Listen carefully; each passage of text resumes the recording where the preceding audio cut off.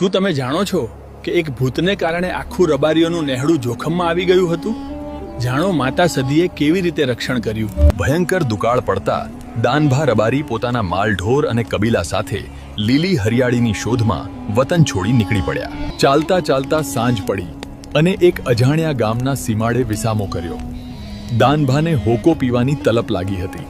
ધારામાં દૂર એક અગ્નિ દેખાયો. દાનભા ત્યાં પહોંચ્યા, પણ એ તો સ્મશાનની ચિતા હતી જે હજી સળગતી હતી. દાનભાએ અજાણતામાં ચિતાના અંગારાથી હોકો સળગાવ્યો. ત્યાં જ એક સફેદ કપડાવાળો માણસ તેમની પીઠ પાછળ આવી ઊભો રહ્યો. એ બીજું કોઈ નહીં પણ બાબરો ભૂત હતો.